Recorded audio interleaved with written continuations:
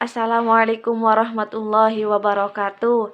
Kami dari kelompok 6 yang beranggota Milah Kamilatus Sa'adah, yang kedua Sabidul Fajril Falah, yang ketiga saya sendiri Atik Syaukiatun Nazihatuddin, yang mana kami akan memaparkan materi mengenai analisis data dan sumber data dalam PTK. Yang mana di sini kami akan menjelaskan mengenai pengumpulan data, yang kedua analisis dan penyajian data, yang ketiga sumber data dalam PTK. Untuk selanjutnya kita akan membahas ini yang pertama kepada saudara Milah Kamilatus Sa'adah, yang kedua kepada saudara Sabirul Fajril Falah, dan yang terakhir saya sendiri. Nama saya Milah Kamilatus Sa'adah. Saya akan menjelaskan tentang materi pertama, yaitu tentang pengumpulan data. Dalam sebuah penelitian, pengumpulan data merupakan kegiatan yang penting, sebab tanpa data, penelitian tidak akan pernah berhasil. Teknik pengumpulan data dilakukan oleh guru sebagai penelitian selama proses tindakan. Berikut ini beberapa teknik pengumpulan data. Yang pertama adalah observasi. Observasi adalah kegiatan pengamatan pada saat melaksanakan kegiatan penelitian tindakan kelas. Pengamatan ditekankan pada proses belajar dan proses belajar dan tindakan. Berikut ini beberapa prinsip observasi. Yang pertama adalah perencanaan bersama. Tujuannya untuk membangun rasa saling percaya dan menyepakati beberapa hal. Yang kedua adalah fokus. Fokus pengamatan harus berdasarkan pada hal yang sempit dan spesifik, yang dapat menghasilkan data yang sangat bermanfaat bagi profesionalisasi guru. Yang ketiga adalah membangun kriteria. Misalnya, guru mentargetkan akan mengamati 20 siswa dalam satu kelas pada diskusi kelas. Yang keempat adalah keterampilan observasi. Keterampilan itu diantaranya yang pertama, dapat menahan diri untuk tidak terlalu cepat memutuskan keputusan. Yang kedua, dapat menciptakan suasana yang dapat memberi dukungan. Dan yang ketiga adalah menguasai berbagai teknik untuk menemukan peristiwa. Yang kelima adalah balikan atau feedback. Nah, yang kedua, yang pertama tadi adalah observasi. Yang kedua adalah catatan harian, rekaman, angket, dan wawancara. Yang pertama, catatan harian. Hal ini dilakukan guru setelah kegiatan pembelajaran selesai. Guna mempermudah guru dalam melakukan pengamatan dalam penelitian tindakan kelas. Yang kedua adalah dokumentasi. Sesuatu yang tertulis atau tercetak untuk digunakan sebagai bukti. Yang ketiga adalah wawancara. Kegiatan ini bertujuan untuk digunakan sebagai informasi dari yang diteliti. Selanjutnya adalah angket. Angket atau kuesioner dapat digunakan untuk menjaring pendapat siswa tentang pembelajaran. Assalamualaikum warahmatullahi wabarakatuh. Saya Sabidul Fajril Falah. Sini saya akan menjelaskan tentang analisis data dan penyajian data.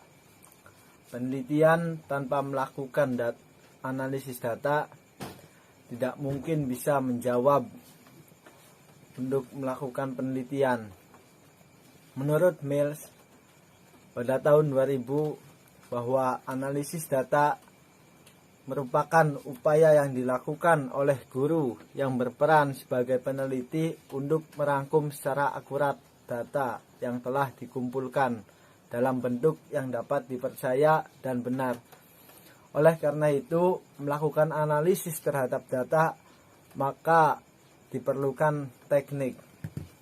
Proses analisis data pada penelitian tindakan dapat dilakukan dengan langkah-langkah sebagai berikut. Yang pertama, menghimpun data. Yang kedua, menampilkan data. Yang ketiga, melakukan coding.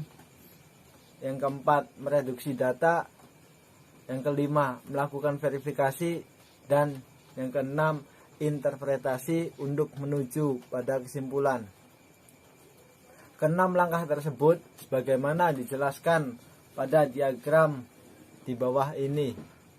Untuk memudahkan hasil penampilan data, atau display data, maka peneliti harus melakukan penghimpunan terhadap data. Setelah data dihimpun, maka peneliti melakukan penampilan data.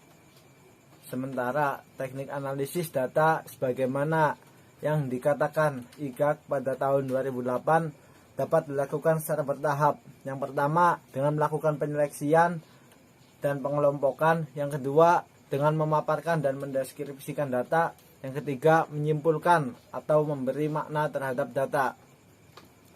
Pada tahap penyeleksian dan pengelompokan, data diseleksi, difokuskan jika perlu ada data yang direduksi. Karena itu, tahap ini sering disebut sebagai reduksi data. Kemudian, data diorganisasi sesuai dengan hipotesis atau pertanyaan penelitian yang ingin dicari jawabannya. Tahap memaparkan atau mendeskripsikan, yaitu data yang diorganisasi dideskripsikan sehingga bermakna, baik dalam bentuk narasi, grafik maupun tabel. Akhirnya, berdasarkan paparan atau deskripsi yang telah dibuat, kesimpulan dalam bentuk pernyataan atau formula. Akhirnya, berdasarkan paparan atau deskripsi yang telah dibuat, kesimpulan dalam bentuk pernyataan atau formula singkat. Selanjutnya adalah sumber data dalam PTK. Menurut kelompok kami, sumber data dalam PTK itu terdapat 5, yakni yang pertama adalah siswa. Siswa sebagai kumpulan individu atau kelompok karena merekalah yang secara logis dan tradisional akan menampilkan perubahan yang akan terjadi karena penerapan tindakan. Yang kedua itu adalah guru, kepala sekolah, dan staf yang lainnya. Perlu diingat dan diperhatikan bahwa guru bukanlah objek penelitian. Sebagai sumber data, informasi dari guru yang paling diperlukan adalah persepsinya terhadap dampak tindakan yang dirasakan di dalam konteks pelaksanaan tugasnya sebagai guru. Yang ketiga adalah kegiatan pembelajaran, yang keempat adalah metode pembelajaran, dan yang kelima adalah masalah yang terjadi, masalah yang dirasakan siswa saat mengikuti pembelajaran. Seperti itu. Mungkin pemaparan materi dari kelompok kami hanya sekian. Kurang lebihnya kami mohon maaf. Kami undur diri. Wassalamualaikum warahmatullahi wabarakatuh. Terima kasih.